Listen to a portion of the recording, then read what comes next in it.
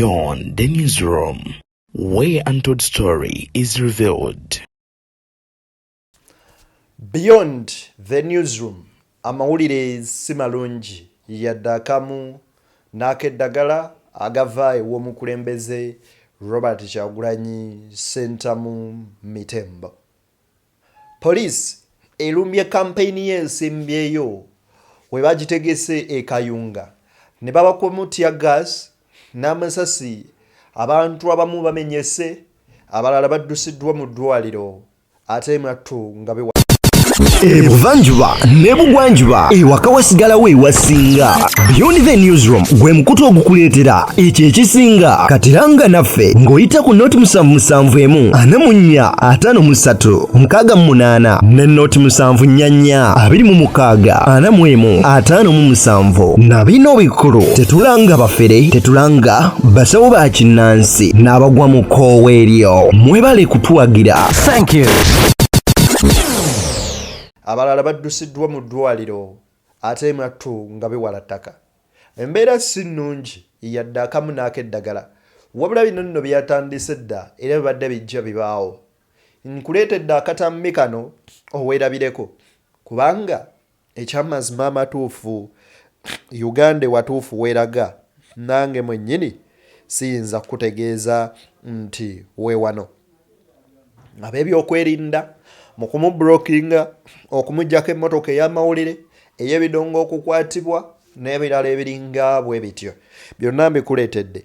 Nze Deni, tuli ku BTN Media Beyond the newsroom, omukutu semakutu ogukutuusaako ensonga zisemasonga z'oba weetaaga okuba ng'omanya. Nzikiriza ate nkusaba vidiyo eno ogituweere like, bw'ogiwa like ejja kudduka emisinde mingi etuuke ku buli ssekinnoomu asobole okuba ng'agifuna. Ate mu ngeri y'emu naawe atanna subscribinga, ekituufu kiri nti tosubwa channel efaananako bw'eti kubeera ng'ensonga zonna wano we zituukira. Let's dive into the stories. Tutandikire wano. Mumuyambeko mukyalo oyo, mubayambeko abantu abafa, mubayambeko, that is what the police is doing. Mubayambeko tebafiiraawo, oyo gwe bakubye amenyesa okugulu muyambeko, oyo mukadde musituleko, oyo mwana temubalinyaninya. What a shame! What a shame! What a shame! What a shame! But I'll tell you one day we are going to be free. Bannange mubeere bagumu ne bamandera babakola bwe Bannange mubeere bagumu, muyambe ku oli gwe bakubye amagulu, muyambe ku oli amenyese, naye njagala obajjukiza ebigambo bino nti olunaku lumu lugenda kukya, tugenda kujaganya mu Uganda, bino byonna bigenda kuggwaawo. Kyagulanyi yayogera ebigambo ebyo era ategeezezza nti mu abasirikale abakola ebikolwa bino bigenda baliwa ku mitwe gyammwe nga bassekinnoomu. Mubikola okusanyusa omuntu ssekinnoomu nti abayongera amadala abafuula ekyenjawulo, teri kye mugenda kufuuka kubanga mugenda sigala muli bannansi, naye ekyennaku nti ajja vaawo naye ate mmwe mugenda sasulira ebyo bye mukola. Bigambo bya Robert Kyagulanyi Ssentamu Mitembo. Baana batata, njagala kano ka video tukawa obudde kawanvu, naye kye njagala okusaba kimu kyokka, kawa obudde tukalabe kubanga bibi n'ebibaddewo. Shame upon all of you. What a shame.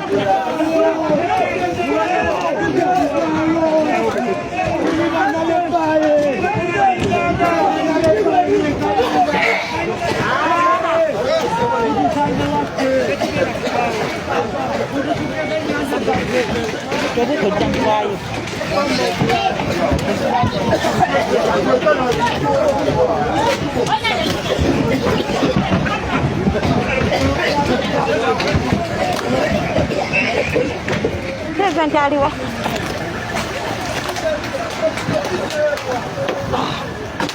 Oleva. Daba. Yangu atugende wali president.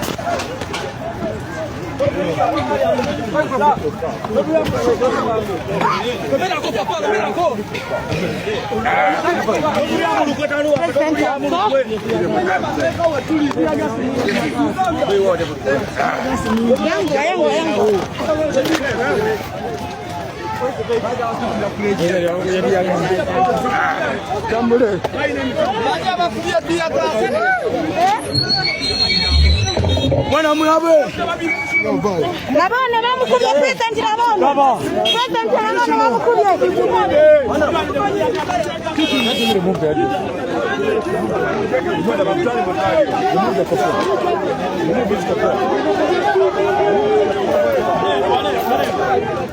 Vayo gwe.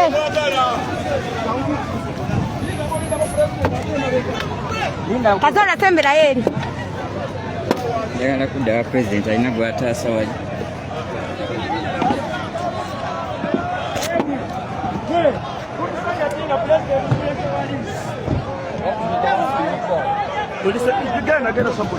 President aliwa. Eno security kikaki. Ngatasobola kukuuma. Jana. Mudana namwe.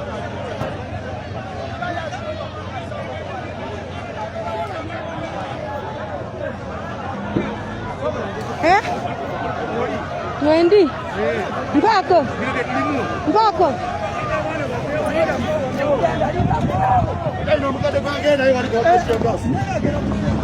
Agenda wamagenda. Frank Mwasigwa yatutta.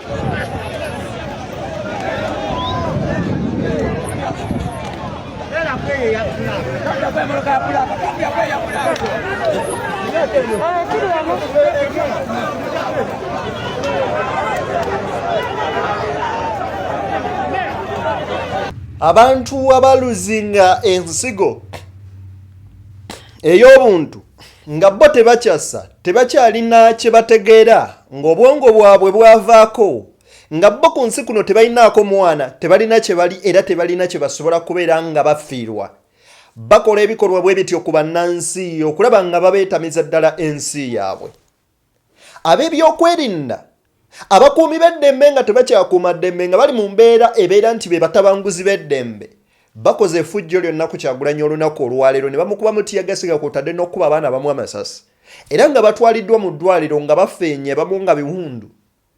Presidential candidate eyasunsulwa akakiiko k'ebyokulonda n'aweebwa ne security erina okumukuuma era ng'akkirizibwa campaigninga mu kitundu. Ne wamaliriza ng'embeera gy'osaanye okumuyisaamu ng'otuuse ku Rale sigamba nti abadde mu kibuga oba abadde luddawa nti wakubidde campaign tewakkirizibwa wabula ku kisaawe gye mumutadde mu kyalo eri ewala ne mubakuba mutiyagasi ne muteekako bakubamu amasasi. Shame upon you, the so-called security operatives. Do we really still have rule of law? Oba rule of law ekola kwabo ababa boogedde ku state? It's really a total shame to any security operative abadde cooperation yeyo. But good enough you have kids and some of your daughters are our wives. Should we try to treat them like the way how you're treating others?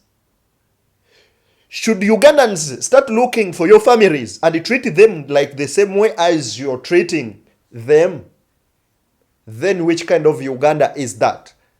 Leero w'ekitiibwa Katikkiro Charles Peter Mayiga yagambye nti kiwabusuwavu okulaba ng'ekkula lya Afirika litonyolokoka omusaayi naye nga si bannansi be balitadde mu mbeera wabula ab'ebyokwerinda. Byabadde bigambo bya Mayiga.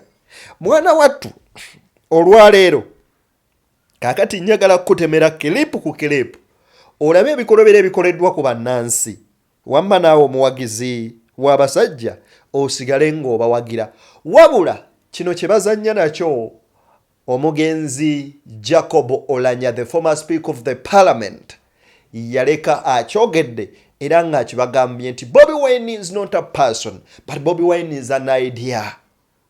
Kyokka nakutegeezezza dda nti you cannot fight with an idea ng'ekiseera kyakyo eky'okubeera nga ate munnange emera oba ng'ekiseera kyakyo okutuuka nga kivaamu ebibala kituuse. Uliriza Oulanyah yabagamba. Bobi Wine is not a person in this election. It is an idea. And How do you mean? Yeah, if you think it's the charisma of Bobi Wine that built his profile that to extent. You are making a mistake. Bobi Wine is an idea. And the idea is? And the idea is, a lot of people are dissuaded by the issue of longevity in government. Most of the intellectuals are disgruntled about that.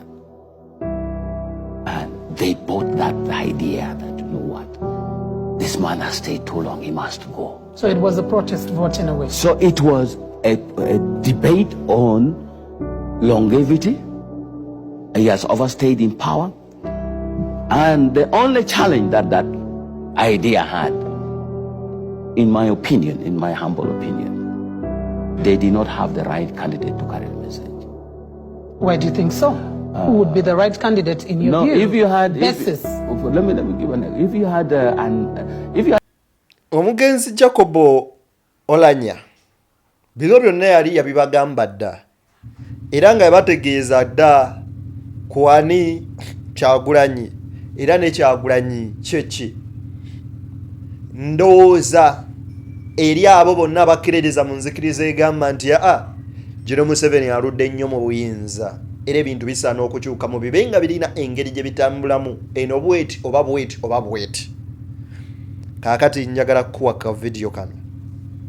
You are shooting bullets at peacefully assembled people. This is a presidential campaign. This is a campaign. You criminals. Why are you doing that?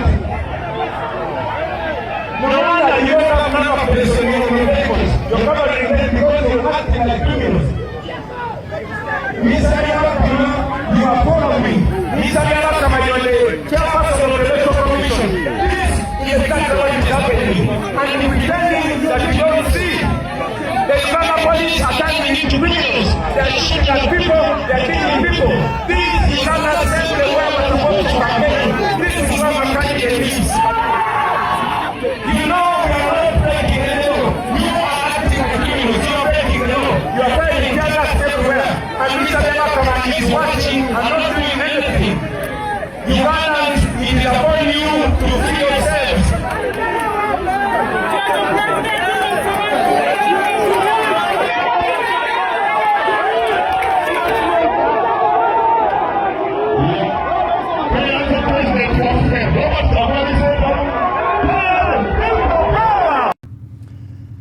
Kyagulanyi Ssentamu yavudde mu mbeera naye nga kiki ekyatuuse byonna bamaze okubeera nga babikola bannayuganda.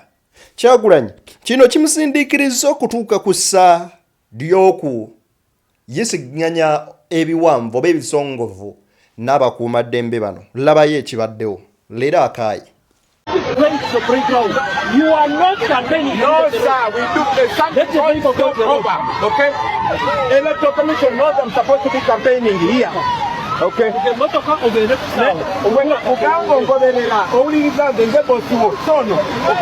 Someone's a candidate. No, you're breaking the law. No, sir. I'm a lawyer. I'm a lawyer. Take me to court. Okay? This is a presidential campaign. I'm supposed to talk to people everywhere. Are you kidding me? Wait, kill another one. Kyagulanyi Ssentamu yatuuse n'abagamba nze candidate. Nze mukama we gwe goberera nze. Bwe bagezezaako okumulemesa kye yakoze kwabadde kuwalampa ku mmotoka waggulu. N'agamba ndowooza musaagane mitembo. Kanjiwalampe kati waggulu ku yo kwembeera njogerera. Era olwagiwalampye n'atandikirawo.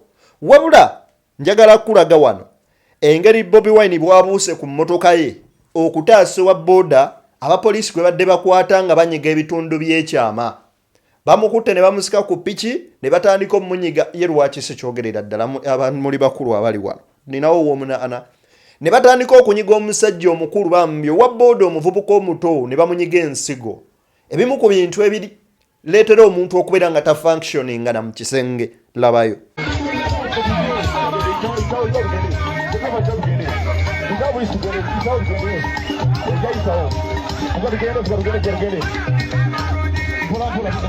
President atasso wa boda gwe babadde batuga. President atasso wa boda abuse mu motoka. Agenda atasso wa boda abapoliisi gwe badde bakola kefujjo. Bamutuze ne bamunyiga obusajja. Banyizo wa boda obusajja. abasirikale banyize owa boda obusajja president n'abuuka ku mmotoka nkugambe balwanisa ababoda president anyiise agambye ababoda bayitewo agambye bayitewo anyiise ejjogo lisusse balabe babasuula ebiko bambi balabe babasuula ebiko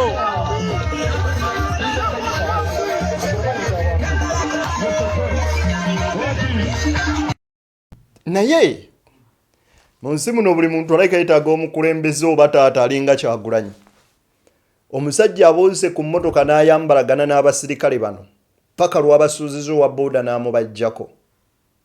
N'ekyamazima matuufu Electoral Commission vaayo erangirire, mwami Byawakama vaayo olangirire, osazeemu okukuba campaign olangirire nti General Museveni awangudde akalulu kano nga lyano opposite. Kigwe instead of otegekanga akalulu akagenda okuttiramu abaana b'abandi. Kuba kati nupu ebala abaana bali mu bina 2+ abakakwatibwa bokka. Nenga musango ky'ogubavunaanwa rather than supporting Bobi Wine. That's really supporting Bobi Wine are crime in Uganda. You fought against journalists. Nemulinyirira eddembe lyabwe tekyali munnamawulire kati nimuba ofulumya kamera ogifulumya otunula eno n'eri. Reason being temubaagala. Why? They expose those evil deeds bye mukola. Kati omwana oyo wa boda abadde abakoze eki. Tunuulire engeri gye bakuttemu ono tiya gaasi nga bamukuba abantu ababadde tebalina kye bakoze nga tawuni balabye Bobi Wine anaatera otuuka mu tawuni ne bakubamu mwonna tiya gaasi ne batandika ba pepper spray mu maaso abaana b'emmotoka ey'amawulire babakubye pepper spray bonna. Why are you doing all this? Come out one day musazeemu campaigns mulangirire mugambe nti gundi yazeemu awangudde because that's what you want. Ekyokubanga munyesa bwe muti bannayuganda ekyamazima matuufu mpawona kimu kirungi yadde kakati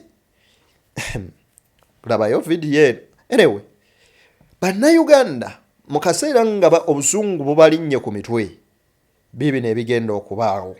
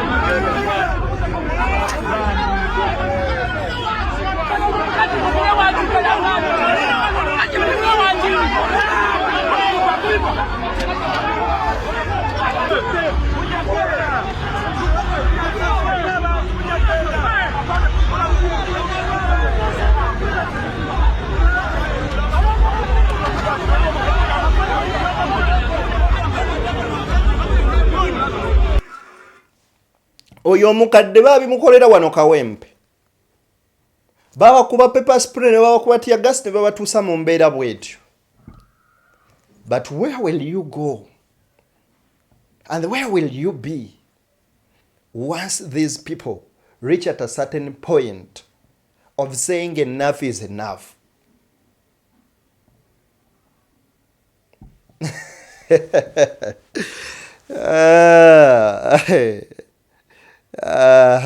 Gaddayi omuntu alabye ku mulembe gw'abadikiteta bobyemudda ekibuga bakiggadde ne wulya tiyagasi gwe bakuba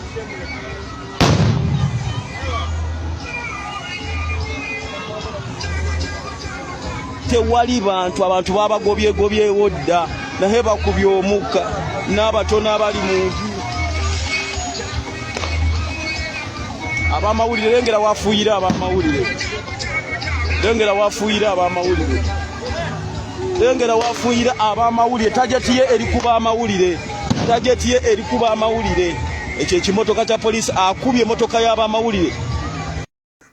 Ebyo bye bikolwa eby'ettendo era twebaza poliisi ya Uganda tugikubira mu bugalo olw'omulimu ogw'ettendo omulungi gwe mukoze.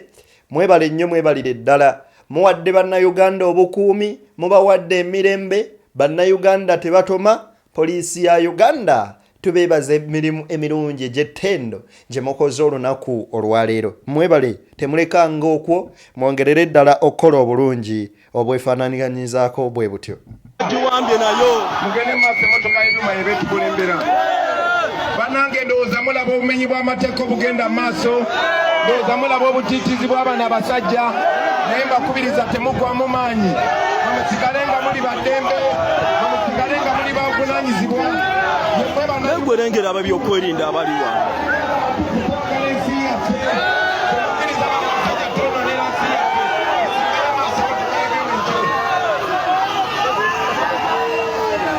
Sako gikolere kubo.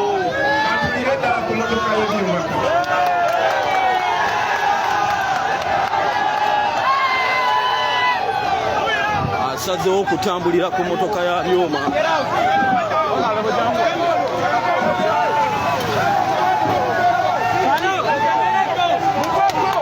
People power, our power.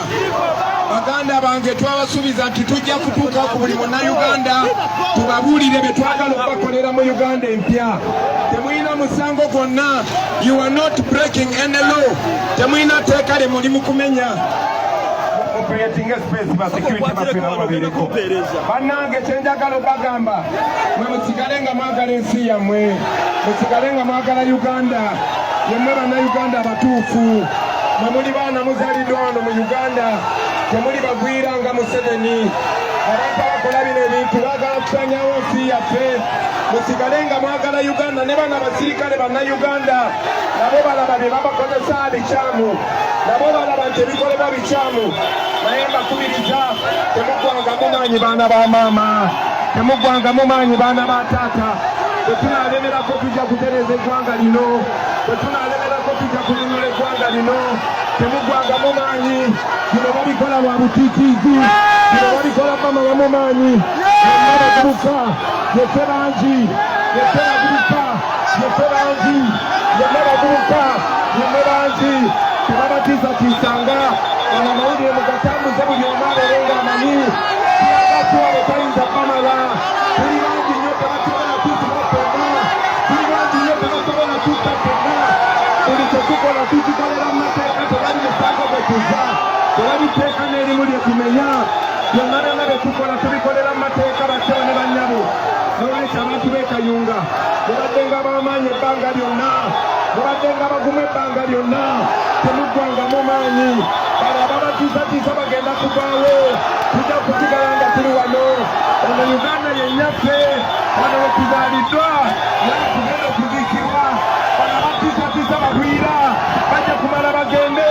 Mulemerangako, ne bwe babanga basse munnammwe, ne babanga balina gwe basibye, muluukanga omulamu ne mweyongera mu maaso. Temuggwangamu maanyi, temuggwangamu maanyi. Tetusobola kujja mu makomera, tuli bangi nnyo. Tebasobola tutta ffenna. Amakomera gajjula dda, amakomera gajjula dda. Naye ffe obwavu bukyatuluma, enguudo zikyali mbi, amalwaliro gakyali mabi. Yabakama temumwesiga, yabakama tagenda kubabuulira mazima, yabakama asirise nga bali mu kutta bantu, yabakama asirise nga bali mu kusiba byuma by'abantu, yabakama asirise. Tulina kampeyingira wano olwaleero naye batulemesa kubanga tebaagala tukwatagane nammwe. Baana ba maama temuggwangamu maanyi. Uganda nsi yammwe, Uganda mwe muzaaliddwa era Uganda mugenda okuzikibwa. Muli bannansi, ekyo mubeere n'okwekiririzaamu. Temulina musango gwe mukoze, ne bwe bakuba tiyagaasi omungi, tiyagaasi ajja kuggwawo. Musigale n'obwavu, kati tulwane tukyuse ensi yaffe ekyuke olubeerera. Temuggwangamu maanyi. Nammwe bennyini abali eyo gye mwekwese, mutambuze amawulire gano, mugende eggaali zammwe, ku kiseera ekituufu mwenna muvangayo. Tebabatiisatiisanga. Bano mmwe babasinga okutya, temulina mayinja, temulina bisi, naye bali mu bakuba, bali mu bagobaganya n'amasasi, kubanga mmwe muli ku mazima. Kati musigalanga ku mazima baana ba maama, musigalanga ku mazima, musigalanga ku mazima. Kati ne mupakinga ne nzira mu motoka yange eri presidential. People power. Ebigambo bibadde biwanvu, bikaawo, byamaanyi, obubaka bubadde bungi. Byonna byogeddwa Robert Kyagulanyi Ssentamu Bobi Wine. Baana ba taata, mbakubiriza okwagala ennyo ensi yammwe. Olekangayo okubeera omwagalwa w'omuntu omu, naye n'oba omwagalwa w'abangi. Ye impact yokka gy'osobola okuteeka ku ggwanga lyo, kugyagala ku matima go. Mbaagaliza bye munjagaliza, tusinkane nga kuludde n'oyo akkiriza.